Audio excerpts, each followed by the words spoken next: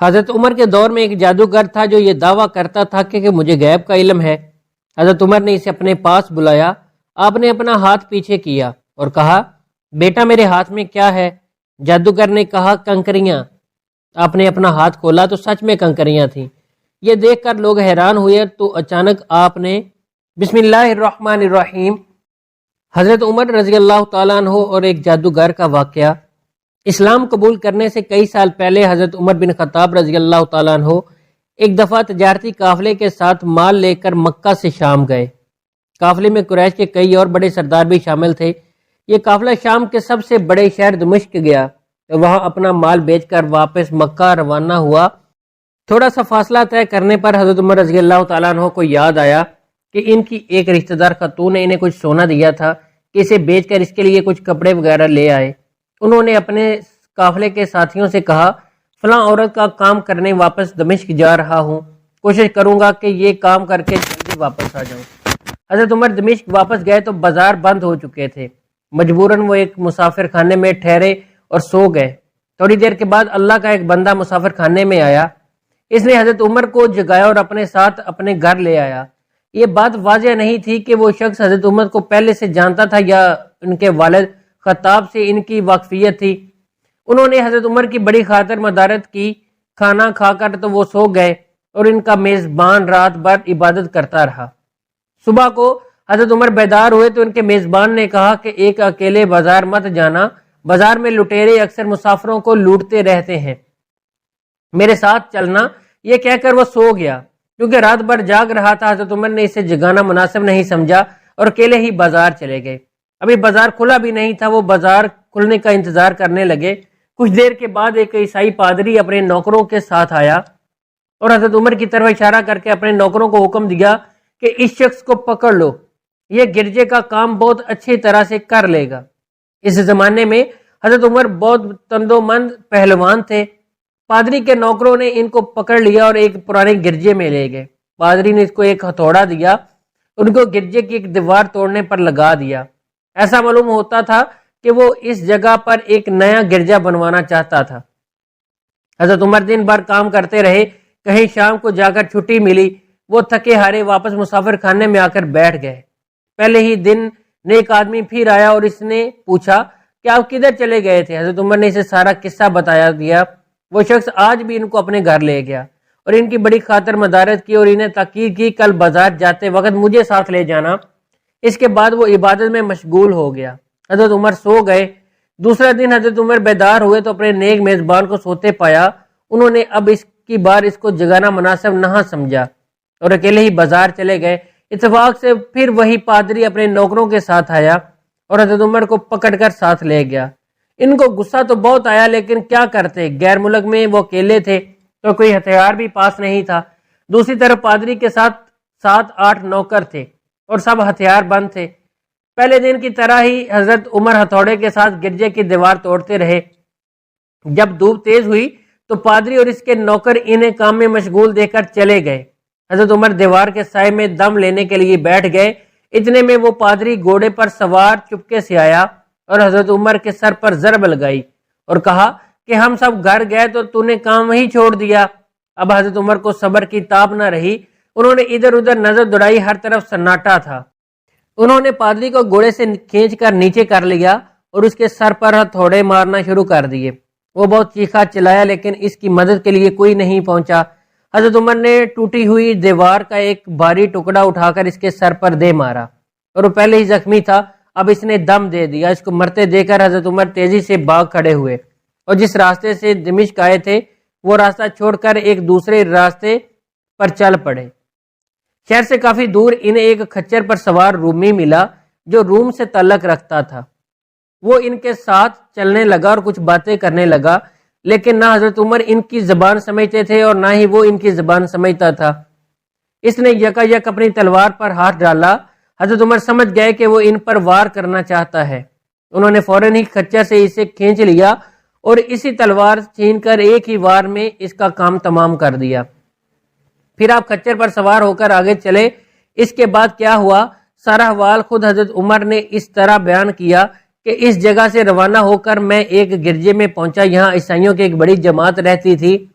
میں گرجے کے اندر داخل ہوا تو گرجے میں رہنے والے سب لوگ میرے ارد گرد جمع ہو گئے اور مجھ سے میرے حالات کے بارے میں پوچھنے لگے۔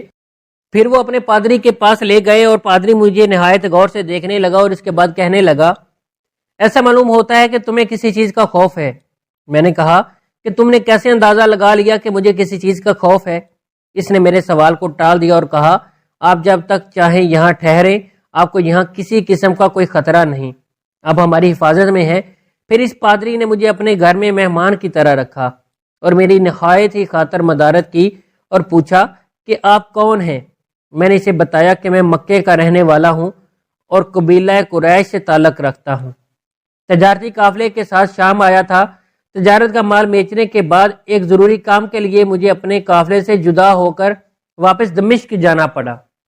اب میں اپنے وطن واپس جا رہا ہوں اور راستہ بدر کے یہاں آ نکلا۔ پادری مجھے غور سے دیکھتا رہا اور بار بار طرح طرح کے سوال کرتا رہا۔ میں نے ان کے ہاں نہایت ہی آرام سے رات بسر کی۔ صبح کو آ کے پوچھا کہ آپ کا ارادہ یہاں ٹھہرنے کا ہے یا آگے جانے کا؟ میں نے کہا، اب میں آپ سے رخصت ہونا چاہوں گا۔ یہ سن کر پادری نے اپنا ایک شاندار گدھا جو بڑا خوبصورت اور نہایت ہی تیز رفتار تھا لے آیا۔ اس گدھے کی پیٹھ پر کھانے کی مزید چیزیں اور قیمتی تحفے بھرے ہوئے تھے اور پھر کہنے لگا، آپ اس گدھے پر سوار ہو جائیں اور چل پڑے۔ راستے میں آپ کا گزر کسی عیسائی مکان کے پاس سے ہو تو آپ اس گدھے پر سوار دیکھ کر آپ کی بے حد تعظیم کرے گا اور آپ کی خاطر مدارت میں کوئی کسر نہیں چھوڑے گا۔ یہ کہہ کر پادری نے میرا ہاتھ پکڑا اور تنہائی میں لے کر جا کر کہنے لگا، اے عمر، آپ پر میرا حق واجب ہو گیا۔ میں نے کہا، بے شک۔ اس نے کہا، آپ کا قبیلہ ایک معزز قوم ہے، میری آپ سے ایک غرض ہے۔ میں نے کہا، آپ بیان کر دیں، لیکن حیرت کی بات ہے کہ آپ جیسا بڑا آدمی مجھ جیسے پریشان حال مسافر سے کوئی غرض کیسے رکھ سکتا ہے؟ اس نے بڑے یقین بڑے لہجے میں کہا، سنیں، میں ایک ایسا آدمی ہوں جسے اللہ نے آسمانی کتابوں کا علم عطا کیا ہے۔ میں نے آپ کی ذات میں ایسی بہت سی نشانیاں دیکھی ہیں جو یہ ظاہر کرتی ہیں کہ جب ایک مقرر مدت پوری ہو جائے گی تو حالات میں زبردست تبدیلی آئے گی۔ اس وقت آپ ہمارے ملک کے حاکم بن جائیں گے اور یہاں کے سب شہروں میں آپ ہی کا حکم چلے گا۔ اس کے بعد پادری نے اپنی جیب سے دعا قلم اور کاغذ نکال کر کہا، میری غرض یہ ہے کہ آپ اس کاغذ پر لکھ دیں کہ اس گرجے اور اس کی جائیداد پر کسی قسم کا کوئی محصول لاگو نہیں کیا جائے گا۔ میں نے حیران ہو کر پادری سے کہا، آپ مجھ سے مذاق تو نہیں کر رہے؟ اس نے کہا، قسم ہے اس ذات کی جس نے حضرت عیسیٰ علیہ السلام پر انجیل نازل فرمائی، میں جو کچھ کہہ رہا ہوں وہ بالکل سچ ہے۔ آپ مہربانی کریں اور میری درخواست قبول فرمائیں۔ میں نے پادری کی باتوں کو اس کا وہم سمجھا، جیسے اس نے کہا میں نے اس کاغذ پر اسے لکھ کر دے دیا۔ اس کے بعد گدھے پر سوار ہو کر چل پڑا۔ راستے میں کئی جگہ عیسائیوں کی جماعتیں ملی، انہوں نے مجھے ایک پادری کے گدھے پر سوار دیکھ کر میری بڑی مخاطر مدارت کی۔ میں اسی طرح جگہ جگہ عیسائیوں کا مہمان بنتا تبوک تک پہنچ گیا۔ اللہ کی شان، جس تجارتی قافلے کے ساتھ میں گیا تھا وہ کافی دیر میرا انتظار کرنے کے بعد اس جگہ سے چل پڑا تھا جہاں میں نے اسے چھوڑا تھا۔ اب تبوک میں ایک کنویں کے قریب ڈیرے ڈالے ہوئے تھے۔ قافلے والے میرے ساتھی مجھے دیکھ کر میری طرف دوڑ پڑے اور مجھ سے مل کر بہت خوش ہوئے اور کہنے لگے، اے ابن خطاب، ہم لوگ تمہارا انتظار کرتے کرتے بالکل مایوس ہو گئے، تو ہم نے اس مکان کو کچھ کر دیا جہاں سے تم واپس دمشق گئے تھے، مگر تمہارے بارے میں ہم سخت پریشان تھے۔ یہ تو بتاؤ اتنے دن تم کہاں رہے؟ میں نے وہ تمام حالات بیان کیے، لیکن پادری سے جو میری تنہائی میں گفتگو ہوئی وہ بالکل ظاہر نہیں کی، کیونکہ پادری کی ان باتوں کو اس کا وہم سمجھتا تھا اور اس کے عقیدے کی کمزوری سمجھتا تھا۔ قریش کے ایک سردار ابو سفیان بھی اس کامنے میں شامل تھے۔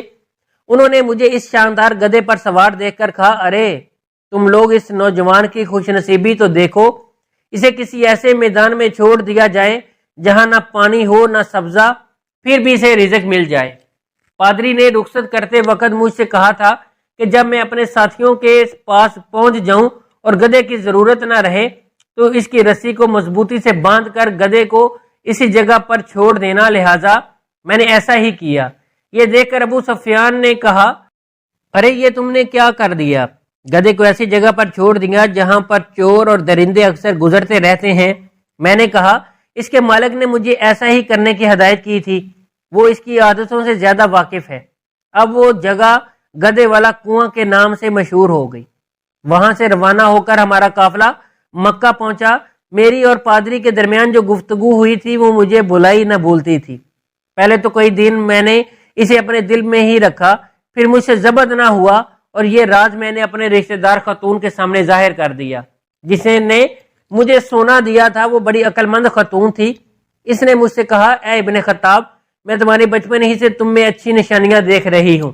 جب تم بہت چھوٹے تھے تو میں نے ایک دفعہ خواب میں دیکھا تھا کہ تم لمبے ہوتے جا رہے ہو اور تمہارا قد اتنا لمبا ہو گیا کہ اس نے آسمان کو چھو لیا۔ یہ دیکھ کر میں نے خواب میں کہا، ارے یہ میرے بچے کی کیا حالت ہو گئی۔ کسی نے کہا، یہ لڑکا دنیا اور آخرت میں بھلائی پانے والا بنے گا۔ جاہلیت کے زمانے میں اس قسم کی باتوں کا مطلب میری سمجھ میں نہیں آتا تھا۔ مکہ میں ایک شخص اہل کتاب یہود و نصارہ میں سے جو بہت گمنام تھا، عام لوگ اس سے واقف بھی نہیں تھے، لیکن قریش کے کچھ سردار اسے پہچانتے تھے اور اس کی بہت عزت کرتے تھے۔ ایک دن دوپہر کے وقت میں اس کے یہاں گیا اور اسے جا کر کہا، میں آپ سے چند باتیں کرنا چاہتا ہوں اور چاہتا ہوں کہ آپ ان کو اپنے دل میں راز بنا کر رکھیں اور کسی کے سامنے ظاہر نہ کریں۔ اس نے ایسا کرنے کا وعدہ کیا تو میں نے اپنے سفر کے تمام واقعات اس کے سامنے بیان کر دیے۔ اپنے رشتہ دار خاتون کے خواب کا بھی ذکر کیا۔ جب میں نے اپنی گفتگو ختم کر چکا تو اس نے کہا، اے ابن خطاب، جس کو تم نے محصول کی معافی کا وعدہ کر دیا ہے وہ اس زمانے میں عیسائیوں کا سب سے بڑا عالم ہے۔ جو کچھ اس نے کہا وہ سچ ہے اور جلد ہی وہ سچ تمہارے سامنے آ جائے گا۔ جہاں تک تمہاری رشتہ دار خاتون کے خواب کا تعلق ہے تو اس نے یہ ظاہر ہوتا ہے کہ مکے میں ایک بہت بڑا انقلاب آئے گا، زمانے میں ایک نئی صورت اختیار کرے گا اور آنے والے زمانے کے آسمان اور زمین بدل جائیں گے۔ میں وہاں سے گھر چلا گیا اور اس کی ساری باتیں اپنے دل میں لیے رہا۔ تھوڑے ہی عرصے کے بعد قریش کی مجلسوں میں آپ صلی اللہ علیہ وآلہ وسلم کا ذکر ہونے لگا۔ یہ لوگ اس بات پر چڑھتے تھے کہ محمد صلی اللہ علیہ وآلہ وسلم اپنے آپ کو اللہ کا رسول کہتے ہیں، لوگوں کو بتوں کی پوجا کرنے سے منع کرتے ہیں اور ایک اللہ کو ماننے پر زور دیتے ہیں۔ جلد ہی اللہ تعالیٰ نے اسلام کو ظاہر کر دیا اور مجھے یقین ہو گیا کہ حالات وہی صورت اختیار کر رہے ہیں جس طرف آسمانی کتابوں کے عالم شام کے پادری نے اشارہ کیا تھا۔ نبوت کے 6 سال حضرت عمر نے اسلام قبول کر لیا اور رسول اللہ صلی اللہ علیہ وآلہ وسلم کے جانثار ساتھی بن گئے۔ 11 ہجری میں آپ صلی اللہ علیہ وآلہ وسلم اس دنیا سے رخصت ہوئے تو حضرت ابوبکر صدیق رضی اللہ تعالیٰ عنہ مسلمانوں کے پہلے خلیفہ بنے۔ 13 ہجری میں انہوں نے وفات پائی تو حضرت عمر رضی اللہ تعالیٰ عنہ خلیفہ بنے۔ ان کے سفر نامے کی روایات کرنے والے راوی کا بیان ہے کہ حضرت عمر رضی اللہ تعالیٰ عنہ اپنی خلافت کے زمانے میں شام تشریف لے گئے تو ایک بہت برا آدمی جس کے بال برف کی طرح سفید ہو چکے تھے عیسائیوں کی ایک جماعت کے ساتھ ان کی خدمت میں حاضر ہوا اور عرض کیا کہ اے امیر، کیا مجھے جانتے ہیں؟ حضرت عمر رضی اللہ تعالیٰ عنہ نے فرمایا، اگر آپ شام کے فلاں شہر کے پادری ہیں تو میں آپ کو جانتا ہوں۔ تو اس نے کہا، جی ہاں، میں وہی پادری ہوں۔ حضرت عمر فاروق رضی اللہ تعالیٰ عنہ نے فرمایا کہ میں نے آپ سے لکھ کر جو عہد کیا تھا وہ آج بھی قائم ہے۔ اللہ تعالیٰ نے اپنے رسول صلی اللہ علیہ وآلہ وسلم کے ذریعے ہمیں عزت بخشی۔ انہوں نے ہمیں اللہ کے پسندیدہ دین اسلام کی طرف دعوت دی اور ہم نے یہ قبول کی اور آپ ہی نے مجھے ان باتوں سے آگاہ کیا تھا۔ اب آپ کو کون سی چیز اسلام قبول کرنے سے روکتی ہے؟ بوڑھے پادری نے حضرت عمر کی باتیں سن کر اسی وقت اپنے ساتھیوں سمیت کلمہ پڑھ کر اسلام کی دولت حاصل کر لی۔ حضرت عمر رضی اللہ تعالیٰ عنہ کو جادوگروں سے بہت نفرت تھی۔ انہیں جہاں کہیں بھی پتہ چلتا کہ وہاں کوئی جادوگر تھا تو حضرت عمر رضی اللہ تعالیٰ عنہ انہیں قتل کرنے کا حکم دے دیتے تھے۔ حضرت عمر رضی اللہ تعالیٰ عنہ کے دور میں ایک شخص تھا جو لوگوں کو بتایا کرتا تھا کہ تمہارے ہاتھ میں کتنی کنکریاں ہیں، وہ یہ ظاہر کرتا تھا کہ مجھے غیب کا علم ہے۔ ایک دفعہ حضرت عمر رضی اللہ تعالیٰ عنہ نے اس جادوگر کو بلایا اور اپنے سامنے بٹھا لیا۔ پھر آپ رضی اللہ تعالیٰ عنہ نے اپنا ہاتھ پیچھے کیا اور اپنے ہاتھ میں کچھ کنکریاں اٹھا لیں۔ پھر جادوگر سے کہا، چل بتا میرے ہاتھ میں کیا ہے؟ جادوگر نے کہا کہ آپ کے ہاتھ میں کنکریاں ہیں۔ پھر آپ رضی اللہ تعالیٰ عنہ نے فرمایا، بتا کتنی کنکریاں ہیں؟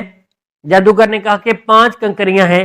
آپ رضی اللہ تعالیٰ عنہ نے پھر اپنا ہاتھ پیچھے کیا اور پھر کچھ کنکریاں اٹھا لیں۔ پھر فرمایا اب بتا میرے ہاتھ میں کیا ہے؟ جادوگر نے آپ کے ہاتھ میں کنکریاں ہیں؟ آپ رضی اللہ تعالیٰ عنہ نے فرمایا بتا کتنی کنکریاں ہیں؟ جادوگر نے کہا مجھے نہیں پتا۔ ساری محفل حیران رہ گئی، آخر یہ کیا ماجرا ہے؟ پھر آپ رضی اللہ تعالیٰ عنہ نے فرمایا پہلے جب میں نے کنکریاں اٹھائی تھی تو بھی پتا تھا کہ میرے ہاتھ میں کتنی کنکریاں ہیں، اس لیے جادوگر نے میرا دماغ پڑھ لیا تھا۔ دوسری مرتبہ جب میں نے کنکریاں اٹھائی تو مجھے بھی نہیں پتا تھا کہ میرے ہاتھ میں کتنی کنکریاں ہیں، کیونکہ شیطان انسان کے جسم میں خون کی شکل میں دوڑتا ہے اور جادوگر شیطان کی پوجا کرتے ہیں، جس سے شیطان ان کو ہر چیز سے ہر بات سے بتا دیتا ہے۔ اس محبت سے حضرت عمر رضی اللہ تعالیٰ عنہ نے لوگوں کو یہ بتانا چاہتے تھے کہ یہ جادوگر اللہ کو چھوڑ کر شیطان کی پوجا کرتے ہیں اور شیطان انسان کے جسم کے اندر خون میں گردش کرتا ہے۔ اس سے ہمیں پتہ چلتا ہے کہ جو بات ہمیں پتہ ہوگی وہی ان جادوگروں کو بھی پتہ ہوگی، جو ہمیں نہیں معلوم ہوگی تو ان جادوگروں کو بھی نہیں معلوم ہوگی۔ اللہ تعالیٰ ہم سب کو قلب سلیم عطا فرمائے اور ہر قسم کے جادو ٹوٹنے سے بچا کر قرآن و حدیث پر چلنے کی توفیق عطا فرمائے۔ ناظرین کمنٹ باکس میں اللہ تعالیٰ کے 99 ناموں میں سے ایک نام ضرور ٹائپ کریں۔